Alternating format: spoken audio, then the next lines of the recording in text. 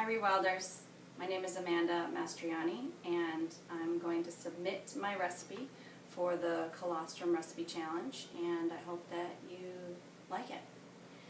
So we're going to get started. I don't use any measuring, but I will show you at the end how much to use. But for beginners, we're just going to talk about what's going into the recipe. So I'm making a little double boiler here, some water in there, and then just put in a glass jar. And you're going to put in your coconut oil, some grass-fed ghee, and some honey or maple syrup. And you're going to put that on low. Just want it to come to a liquid state. Then, meanwhile, you're going to put some coconut flakes into your food processor or your Vitamixer. You can just use coconut butter, but it's a little bit more economical to get the flakes and then make the butter yourself. So you put about 2 cups of the coconut flakes into the food processor and get that into somewhat of a butter state. It doesn't need to be completely emulsified. I add my sea salt to that too. So some Celtic sea salt or Himalayan pink salt is a good choice. And then once this is in the liquid state, I'll add it to the food processor. I'll add it to the coconut butter, kind of help it get into more of a liquid state. Again, it won't be in a very liquid state. It'll look more like a flour almost. So then you empty all that into a bowl, and you want to keep that stuff warm. So if you're using the stove to help keep it warm, then you want to make sure it's a stovetop safe bowl.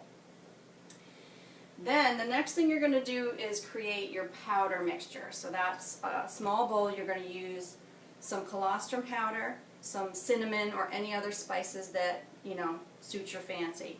So I use some ginger, and I'll also put in a little bit of vitamin C powder, some camu camu, or you can even use schizandra berry to add a little bit more nutrients, and I use a dash of turmeric too. You put that to the side, and then you come back to your food processor, your Vitamixer, and you're going to add some sunflower seeds. Now you can use any nut. I do pre-soak my seeds to get rid of some of the phytic acid, and then I dry them in my dehydrator, or you can use the oven.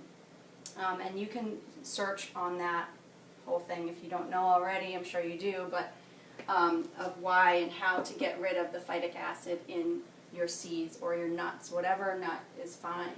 And then you're going to put those seeds or nuts into your food processor and make that into a butter. Right at the end, you're going to add the powder mixture so that it gets mixed in with the sunflower seed butter. Then you dump that into the mixture that you already had in here with the coconuts, and you're going to blend them all together. Now, if you have a big food processor, then you can just add the coconut mixture to the sunflower seed butter or the nut butter that you're working with, and then get it all mixed in together while it's still in the food processor, and then dump all of it together. I have a small food processor, and I have yet to own a Vitamixer, so I have to sort of mush all of that stuff together so that it gets worked in and unified there. So then the next thing we're going to do is we're going to get a cookie sheet, and I like working with these little silicone mini muffin molds, and you're going to smush them into the mold, and you want to really pack it down there tight. So I use the back of the spoon and I pack it in there.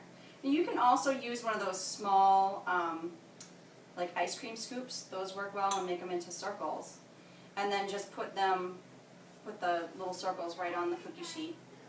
And then once you have a whole tray, I'll put it in the freezer for 10 minutes just to let it set, and it gets into a little bit of a hardened state.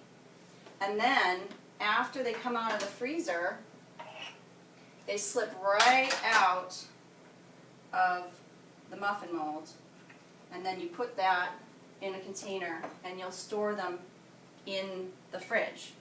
Now these, I go back and forth between calling them macaroons. Sometimes I'll call them calorie bombs or my buttercups. Lot of nutrients in here, and it's just a great staple for my family when we have really busy days to bring it with us to make sure that we're getting enough calories and we don't get tempted to get any of that drive-through stuff or the vending machine stuff. So this is a great option for your busy days. I make it on Sundays, so we have it all week.